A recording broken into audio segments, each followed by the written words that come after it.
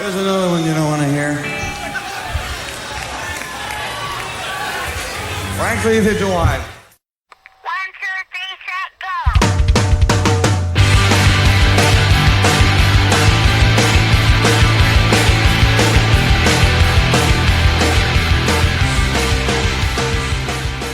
Hello and welcome to episode 18 of the Power Chord Hour podcast. I'm your host, Anthony Merchant, welcoming you to another episode of the show. Second one this week, if you're listening when this comes out, and hopefully you enjoyed Monday's episode with Tony Lovato of Mest. Had a great time talking to Tony. But, since we're at the end of April here, I wanted to jump on and give you a April rundown. So I wanted to give you an extra podcast this week and say thank you once again for checking out the show. I've been getting hit up by people online who, obviously now everyone's quarantined, but a lot of people finding us, during the last month or so while they're stuck inside, and definitely means the world. People are like, keeping me, helping keeping them entertained, while they're stuck inside and whatnot. I definitely appreciate hearing from people and hearing that, I know shit can get very boring, so if I can take your mind off of it or keep you entertained for an hour or whatever, I'm very happy that I can do that.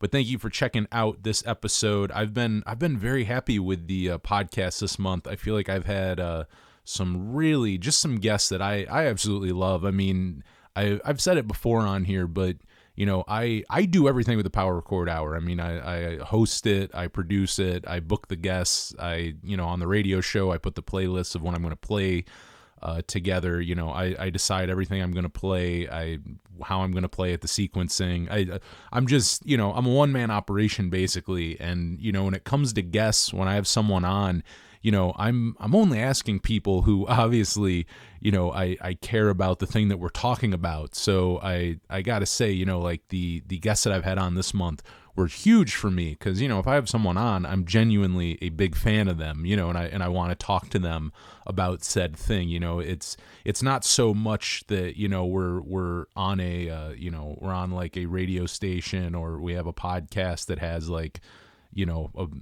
a big old behind the scenes thing. And, we have a booking agent who's like, well, we got to have this guest on this week. So then we can have this person on, the following week because we had that person on because they have the same like agent or something like that. Obviously we're not that kind of operation, a lot more of a small scale here. So, if I ask someone on, I really, really like that person, really into whatever it is that we're talking about. And, this month, the people that I've had on were just absolutely amazing. If you haven't heard any of the episodes, I had a lot of guests this month. Like I said, on Monday, Tony from Mest, we talked about the new Mest record, Masquerade. I talked to Greg Eklund, former drummer of Everclear, and also frontman of the Oolas, plays drums for Storm Large, does a bunch of stuff. We talked about Everclear's sophomore record, Sparkle and Fade, for its 25th anniversary and what he is up to now. Very, very good guy.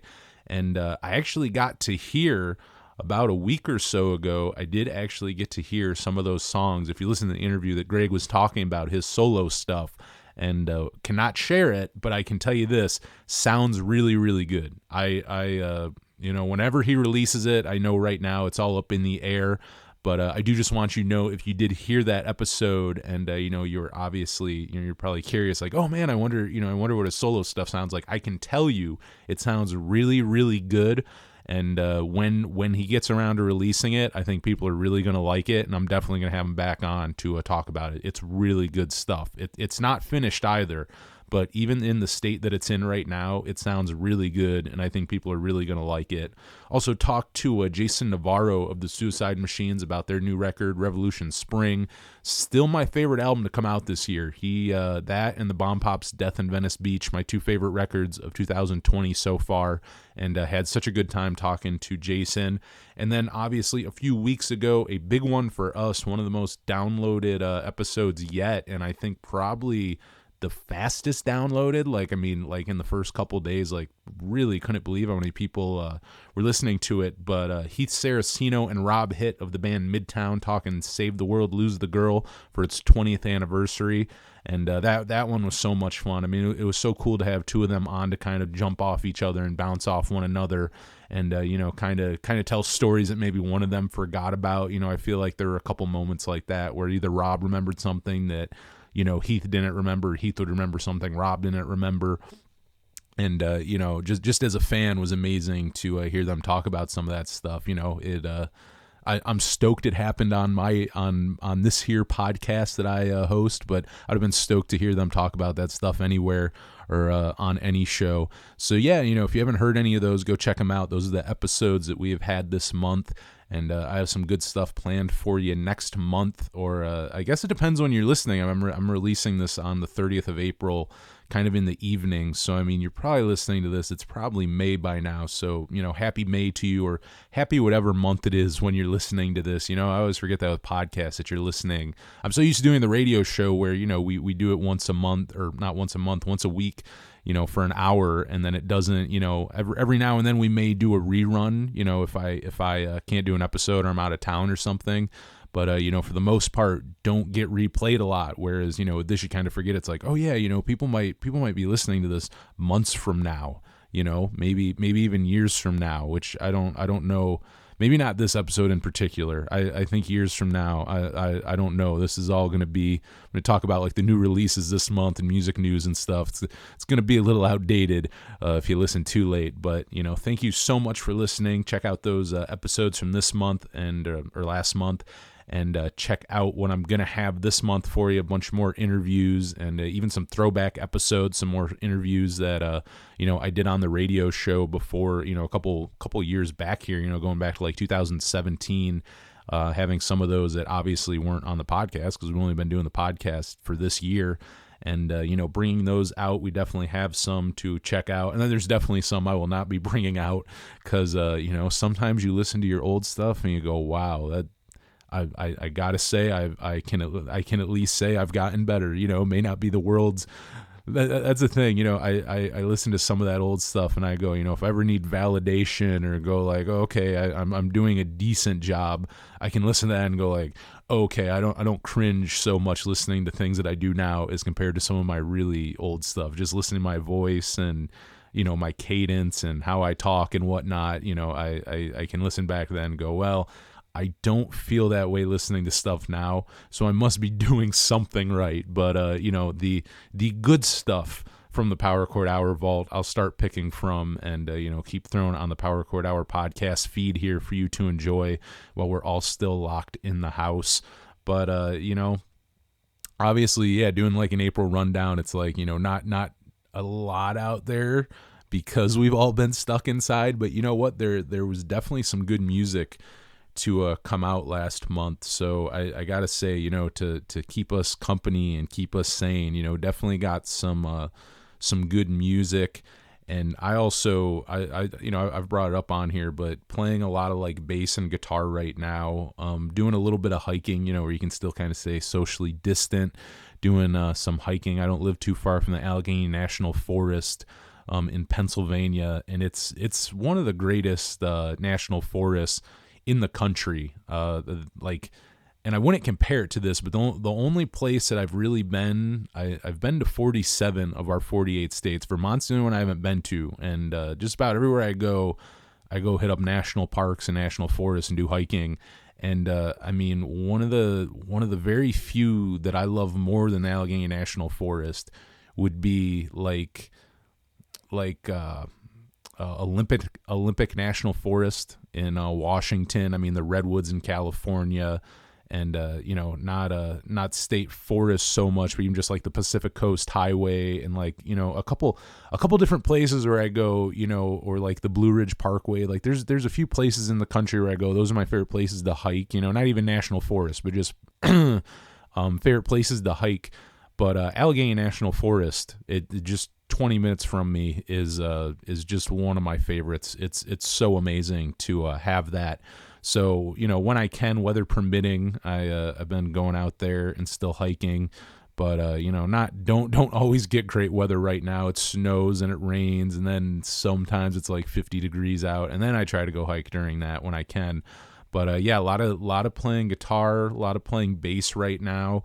I was just thinking this too. I'm not a big pedal guy when it comes to guitar or bass. I mean, with guitar, even though I say that, I probably do own. If I went and looked, I probably have 10. I have 10 or 12 guitar pedals. Even though I'm not really a big pedal guy, I own them mostly because I'm not a big pedal guy. I'm also a deal guy, and there's definitely been pedals that I've seen like used at like a Guitar Center for like $20, where I just go, well, obviously I'm going to buy that. It's a $20 guitar pedal. So I have acquired somewhat of a, that's probably not even the biggest collection. I'm sure there's someone listening to this right now who has like hundreds. I mean, there's definitely musicians, including touring musicians, probably have fucking hundreds of pedals, probably of the same, probably 5 of one distortion pedal in case one goes. But what I was thinking though, with bass, the only pedal out there I think I've ever played that sounds good on bass, in my opinion, like effects pedals, is a big muff. Which if you don't play bass, a big muff is a fuzz pedal. I'm trying to think, a lot of like indie rock, you hear it in a lot of like lo-fi and like indie rock. It has this like fuzzy tone to it, but it's a fuzz pedal. I guess you'd also hear it in like some kind of more like stoner metal, not so much like really, really heavy, but more like some of the old school metal and like stoner metal, some of the slower but kind of deeper, heavier stuff. But I've been playing with that big muff pedal a little bit, and that's been fun. But I think that's like the only bass pedal out there that I've ever found like useful that you can record with. Like, I've used some a couple bass pedals where it's like they're fun to fuck around with, and like if you're just screwing around, they sound fine, but you would never in a million years like record with them.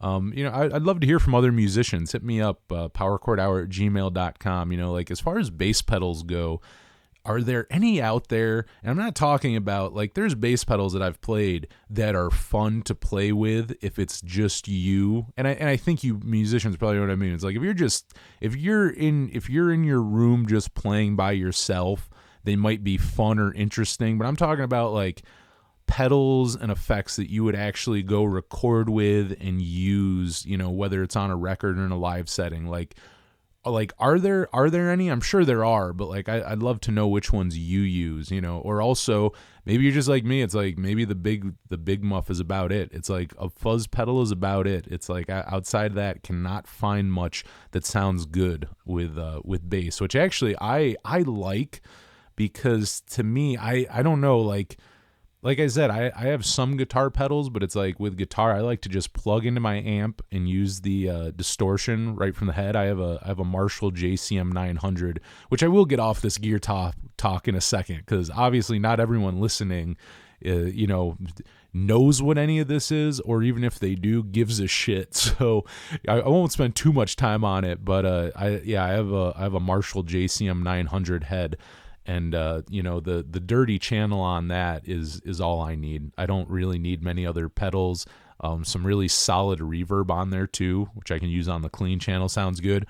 But since I'm very no nonsense when it comes to gear like that, and I'm definitely more of a bass player though than a guitar player.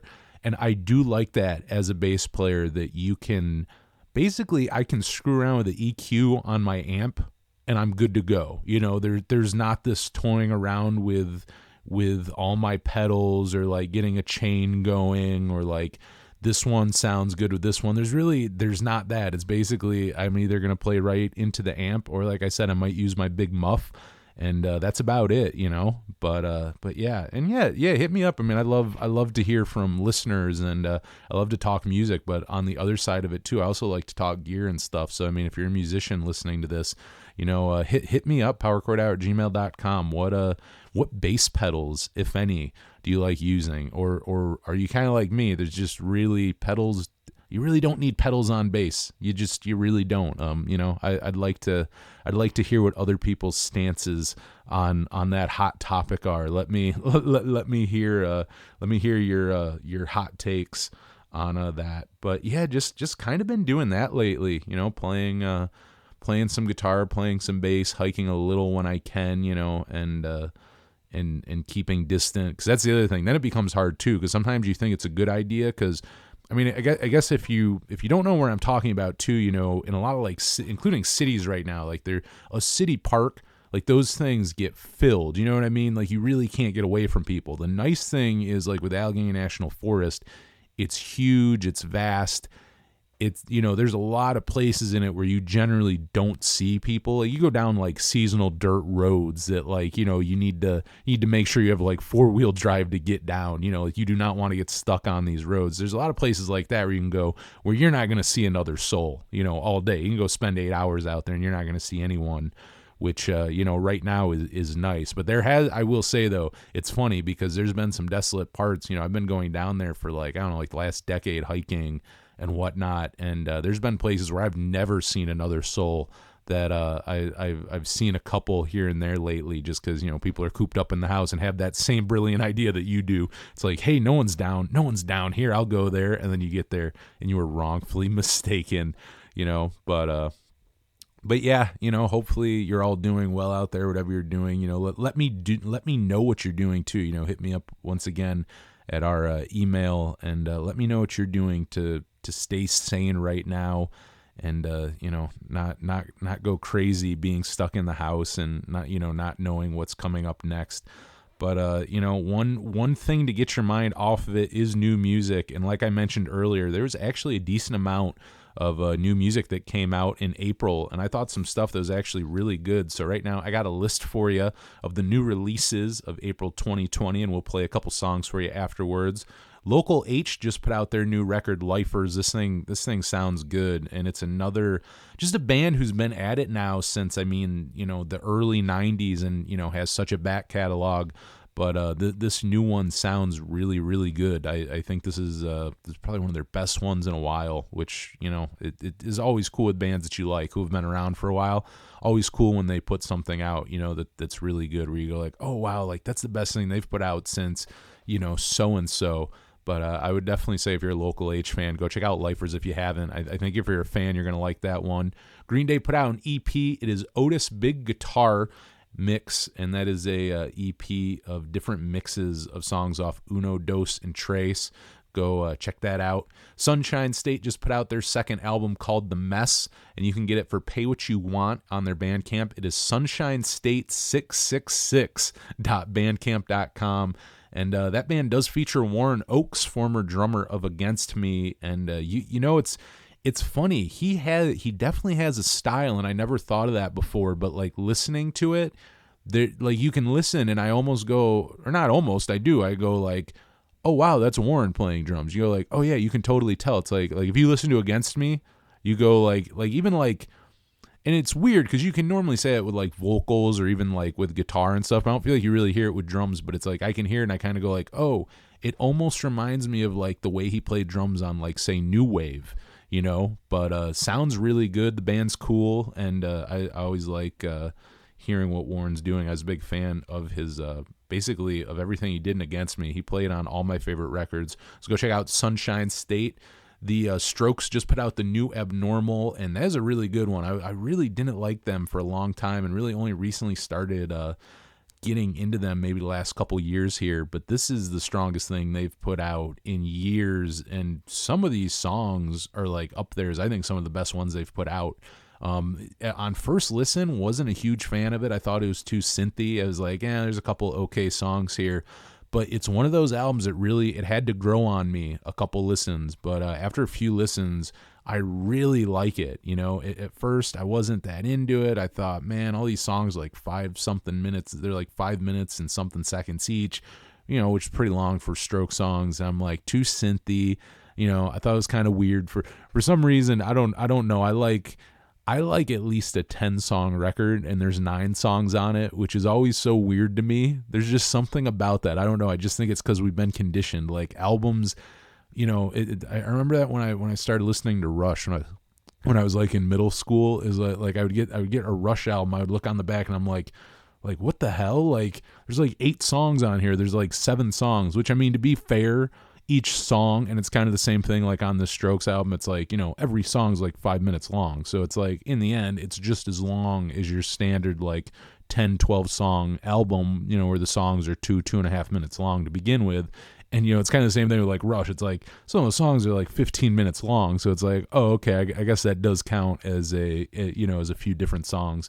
But I would definitely go check out the new Abnormal. One of my favorites to come out in April. One of my favorite things that the Strokes done in a really long time. Best thing they've done at least since their third record. And even that, I would almost say there's parts of this that I like more than that third record. I mean, I think their first two albums are really good. And then after that, I can kind of cherry pick songs from each album that I like. But I would say this is their first one in a long time where I would say it's consistently good front to back. And that you'd want to listen to the whole thing, not just listen to like one or two songs. Wildlife just put out their album Year of the Snake. This thing is great. They just put out, I can't remember which video or which song it's for. Oh yes, Kiss and Run, I believe it's called. If I'm not mistaken, it's Kiss and Run. But go look it up. I think they only have one music video for this new album Year of the Snake, but it's hilarious. They're really funny. I'd never heard them before. I mean, they're a great rock and roll band, but I went back and after I saw their new music video, watched a couple of their old ones, and they're hilarious. They're really funny and they're really good, just kind of rock, punk, just kind of that like classic 70s, like New York City punk rock vibe. You know what I mean? Like heavy Ramones influence in there. Just kind of a retro kind of throwback vibe to them. Really good stuff. Go check out Wildlife, Year of the Snake. Sorry Ghost put out The Morning After. Go check that out. Man Overboard put out their first single, Lifeline. First song they've put out in over 5 years, I believe. At least 5, if not more. But I really like it. I'm going to play that for you here in a minute. And I liked Real Talk, and I liked their self-titled record. Heart Attack had some good songs here and there on it, but I kind of lost interest with the band towards the end of their career, and I really liked the song. I mean, if they're coming back, I don't know if they have plans to record more or not. I think they've played a couple shows here and there. They're kind of like dipping their toes in it again, but I wouldn't mind stuff more in the vein of this song. I think it's really good. Another really good one that came out this month, and another one this might have been my favorite thing to come out this month. Probably this or the Strokes, but Violent Soho just put out their new album, Everything is A-OK, and I love that thing. I've known of them for years, known a couple songs here and there, but this is the first time that I've like bought one of their albums and like listened to like the full length, and I love it. It's really good. I mean, if you've never listened to them, you can't get away from it. I mean, they sound like a throwback 90s band, but not in a bad way. Like not in a way where it's cheesy or gimmicky. It's just they just sound like that. Like it's just one of those things where there's certain bands where it's like they almost don't even mean to sound like a certain like you go, oh, that's a throwback to this or that, and it's like they don't even really mean to do that. It's just what they're influenced by, and I think that's kind of the case like with them. It's like I don't even know if they're like purposely going out of their way to sound a certain way. It's just those guys are into like, they're influenced by a certain sound, and it's like they do that sound very well, and they definitely do on this record. So go check out Violent Soho, Everything is A-OK. Go check out the Dream Syndicate. They just put out The Universe Inside. Danzig just put out Danzig Sings Elvis. Definitely go check that out. I love Danzig. If you put something out, you gotta go check it out. I mean, the Misfits. That's it. The Misfits. You gotta go check it out. And classic punk band. Speaking of classic punk, X just put out a new album called Alphabet Land. Let's go check that one out. And also out this month was Ultimate Fakebook's new record, first one in a long time, The Preserving Machine. I can't say good enough stuff about that one. Definitely go check that one out as well. But those are the new releases of April 2020 for you, and we're going to play a block of new songs for you. Right now, here is one off Violent Soho's new album, Everything is A-OK. Here is Easy right here on the Power Chord Hour podcast. Right here on the Power Chord Hour podcast has a little block of new music for you that came out in the month of April 2020. Right there, that was Sunshine State with Passenger off their new album, The Mess. Before that was Ultimate Fakebook with After Hours at Maline's. and that's off their new album, The Preserving Machine. Before that was Man Overboard with their new single, Lifeline, and opening up that block of music was Violent Soho with Easy off their new album, Everything is A-OK. And all of them, you can get all of those, basically anywhere you get your music. But I want to say all of them are on Bandcamp. I know that Man Overboard, Ultimate Fakebook, and Sunshine State definitely are, and I would assume Violent Soho was. But I do know that Man Overboard and that Sunshine State are also Pay What You Can on Bandcamp. So go check that out on all their pages. I also say Bandcamp too because I feel like bands get the best compensation off there. And I don't know if, at least for me personally, if I can get music on Bandcamp, I always go with Bandcamp because of that. I always hear the most positive things from artists from there. And, obviously you want artists to get compensated, and sadly they don't always. So anytime you can. And, I didn't even mean to do this, but that is a transition for us here, folks, because, I want to talk some music news for the month of April for you. And it brings us into our very first story. I wanted to talk about this because I think it's such an amazing thing. Speaking of Bandcamp, but Bandcamp has waived their fees for artists for every first Friday of the next 3 months. So that is today, June 5th, and July 3rd. That is the next 3 months. They are waiving their revenue share for all sales on Bandcamp from midnight to midnight PDT on each day. So, if you're listening to this on May 1st and you we're going to grab some music anytime soon, go grab it now. Help out the musicians. And a little thing that Ethan Diamond, the co-founder and CEO of Bandcamp, said about the whole thing. He said, musicians will continue to feel the effects of lost touring income for many months to come. So we're also sharing some ideas below on how fans can support the artists they love and how artists can give fans new creative ways to provide support. It may sound simple, but the best way to help artists is with your direct financial support, and we hope you'll join us through the coming months as we work to support these artists in this challenging time. I think it's really cool. I mean, I like I said, Bandcamp always seems the most artist friendly, and then they do things like that, which definitely kind of solidify the whole thing and go, okay, yeah, they actually are. You hear all these other things from, like Spotify and, a lot of other ones that not always, you don't always hear the greatest things from them. So I think that's really cool if a music distribution site is being that fair to artists. I definitely think that's something to support. So go check that out. It's for the next 3 months. I mean, who knows what happens after that, but at least for the next 3 months, the first Friday of every month, they're going to be waiving all those fees. So when you buy that music, all the money is going to the artist. And, I think that's absolutely awesome. Another little piece of music news, Against Me has released 3 unreleased demos circa 2007. So this is like the new wave era. And the band has released the songs on a SoundCloud under the name Angela Baker.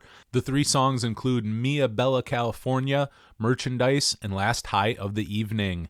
I listened to them and I was not really that into them. I got to be honest. I love Against Me, but I wasn't terribly surprised that I wasn't into them. And I'll tell you why. They put out an EP.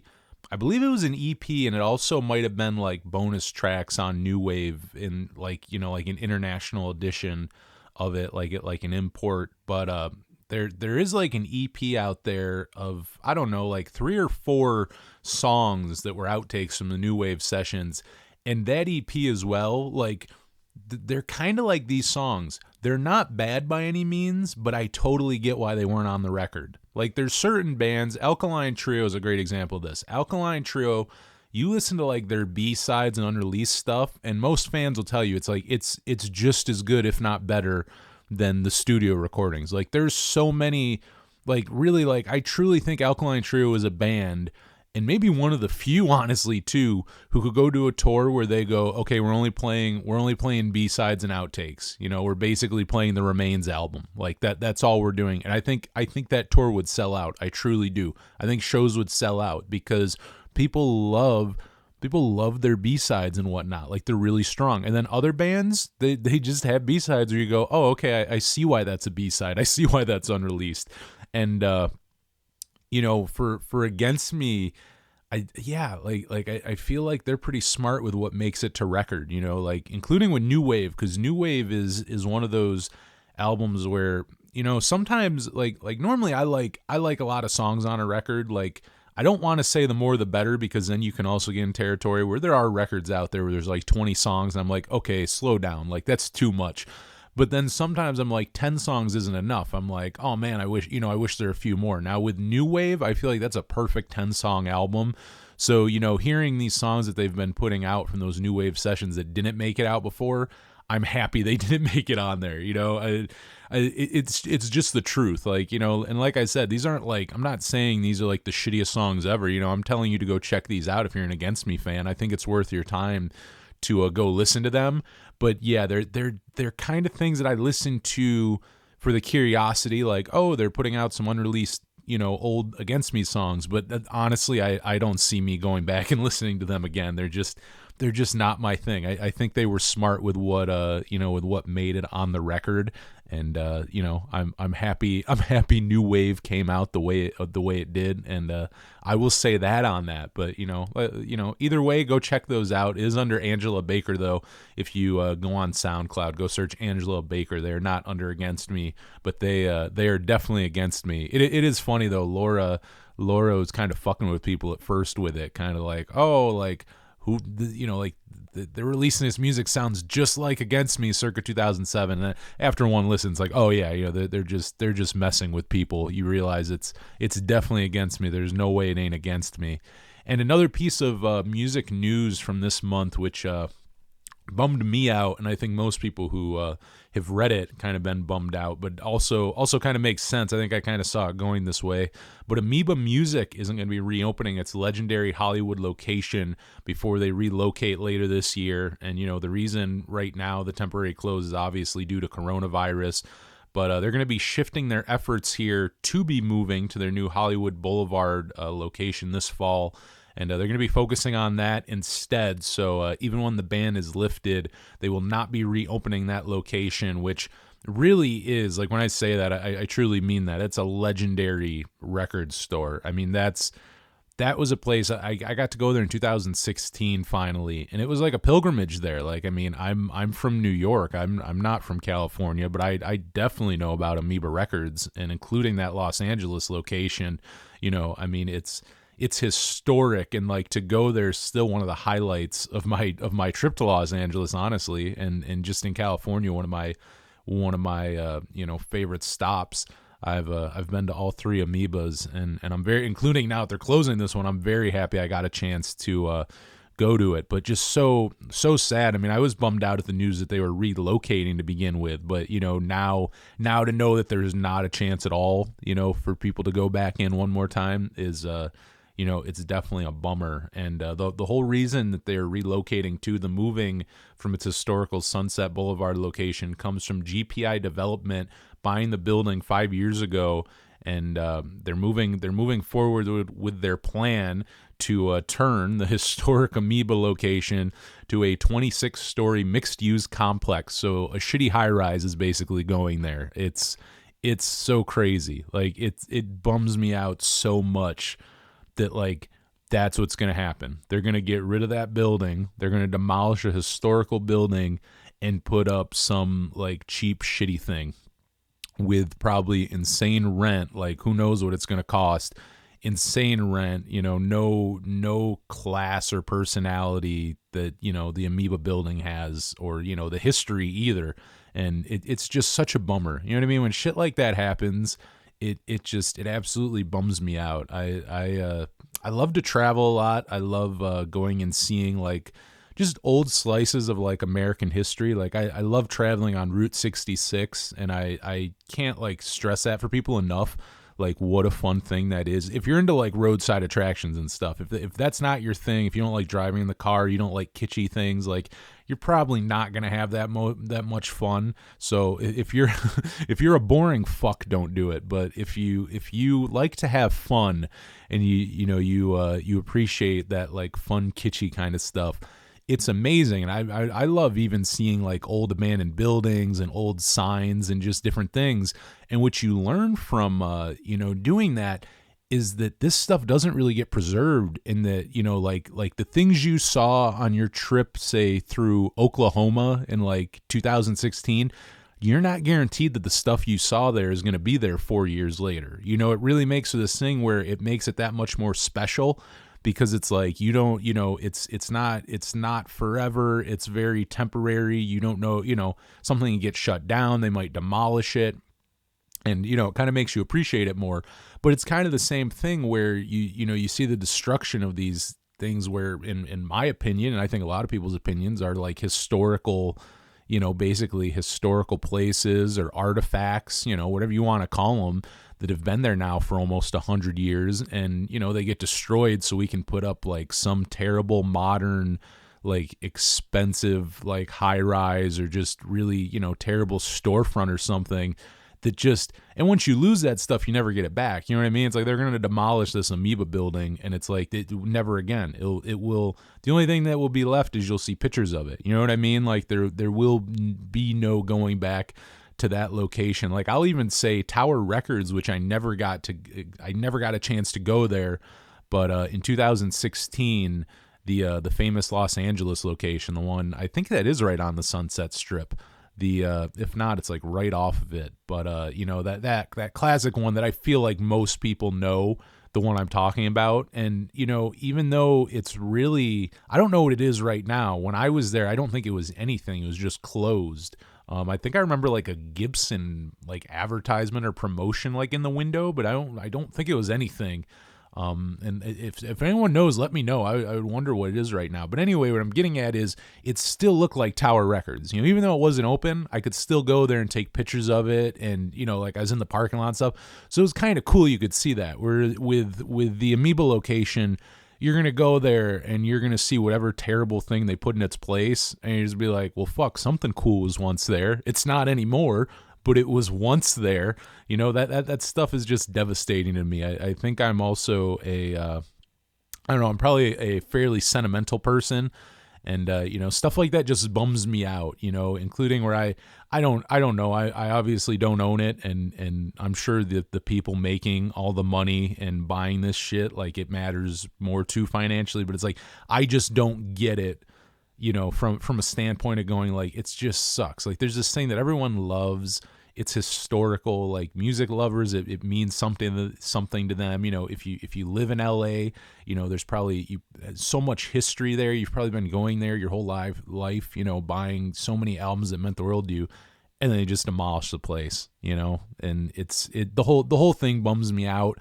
And this whole development of them not reopening is just even more of a bummer. I mean, I'm happy that Amoeba's not going anywhere. I'm happy that they're going to be reopening on Hollywood Boulevard. I mean, I'm sure it'll still be, now it'll just be a new place for me to go check out next time I'm in LA. But still definitely a bummer. I love Amoeba. Those are the best stores. There's that one, the one in San Francisco, and the Oakland location. But the one in LA is the best, and it's just an absolute bummer that it's closing. Absolute bummer.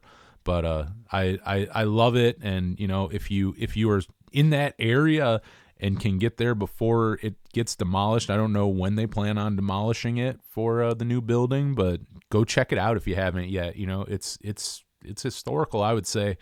But yeah, that's a little music news for you. I guess not the highest note to end on there. Kind of a downer. But hey, it's just the truth. It's an absolute bummer about that. I love Amoeba Records. One of the best, I would say. Amoeba Records, the LA location, House of Guitars in Rochester, New York, and what's another one? I'm talking my favorite record stores. Those are probably my two favorite in the world. I'm kind of thinking like a third. I'm drawing a blank because I know. Trust me. I shouldn't have to reach for this. I've been to many record stores in this country, and yeah, I mean, Amoeba and House of Guitars, two of my favorites, two of my definite favorites. And thankfully, House of Guitars, I don't think is going anywhere. If you've never been there, you got it. If you're ever in Rochester, that is a place to. I don't even know how to really do it justice by explaining it, but like, like whether you're a musician or just a music fan, because it's both. It's a music store, like a guitar store, like a guitar shop, which has an amazing selection, just literally a house of guitars. And the basement, though, is one of the biggest record stores you'll ever see. And not just that, but it's just an abyss. And I don't know how to explain. If you've been there, you know what I'm talking about. You already know what I mean by abyss. You know exactly what I mean. But it's just an abyss of things, meaning there's boxes just lying around. Things aren't really, I wouldn't say organization is their forte there. But what I love about it is I've found the most random shit they're going, like literally, there'll be a box sitting on the floor by like an end cap, just, I mean, not really supposed to be there, just kind of laying there, and you open it and all of a sudden it's like rare promo samplers from like 2001 from like a random band. Like I've found the most random, rare, cool stuff there just because it's so cluttered that you'll just find it in the weirdest of places. Like it's not, if you go looking specifically for something, you ain't going to find it. But what you will find is something you didn't know you were looking for that you'll really want. I got some old ass Soul Asylum shirts there that were older. I think they're older than me. One is from, I think it's maybe they toured France. Yeah, it's a really old Soul Asylum shirt, but it's all in, the whole thing's in French. It's really, really cool. But yeah, that is another one I love, which hopefully, fingers crossed, that one never closes down. But yeah, Amoeba and House of Guitars, two of the best record stores we got in the country, I would say. Hit me up. I love record stores. Let me know your favorites, and maybe I always get a kick out of that too, because I always like to hear from ones, someone mentions one, like, oh yeah, like I've been there, like I get so excited. It's like, oh yeah, I know the one you're talking about. Like, yeah, let me know. What are your favorite record stores out there? What are some of your favorites? Let me know. But yeah, that's going to be the episode. Just wanted to do an extra one this week, kind of do a rundown of the month, and kind of let you know what's going on, give you, if nothing else, let you know what's going on in music, and give you some music to go check out, some recommendations. Go check out all those bands, like I said, have new things out to go check out, lots of new music out, and yeah. But yeah, thank you so much for checking out this episode, and we'll be back on Monday with another one. And I have my buddy Zach Gorszewski, who we had on, I guess it would have been about 2 months ago now, doing our top 5 Blink-182 songs with my buddy Kyle Steven and Zach. And this one is me and Zach doing our top 5 Drive-Thru Records albums. And when we say releases, because we do EPs and we do full lengths, it's all kind of fair game, and comps as well. So Drive-Thru releases, our top 5, and we get all into that. It's going to be a 2-parter. We did a nice long one, and part 1 is going to be out Monday, and I also have some very cool interviews that I will not say just yet. I will let them happen, and then I will tease them, because that has bitten me in the ass before. There's a lot of times you get people who you're like booking an interview, and then just for whatever reason something happens where it doesn't happen, even though it was supposed to. And then you look like a dummy when you're like, so-and-so is going to be on the show. Oh, no, guess not. Guess that's not happening. So I will tell you, I can't say who they are, but I should have some very cool guests coming up for you here in May. And, we're just going to keep keeping on here. And, stay connected with the show. We're at Power Chord Hour on Twitter, Instagram, Facebook. We're on YouTube. We're on Spotify. Check out the Power Chord Hour radio show every Friday night at 10 Eastern on 107.9 WRFA in Jamestown, New York. You can also stream the station on their website, WRFALP.com, and also on the WRFA iPhone app. Just go search WRFA in your app store. You'll find it there.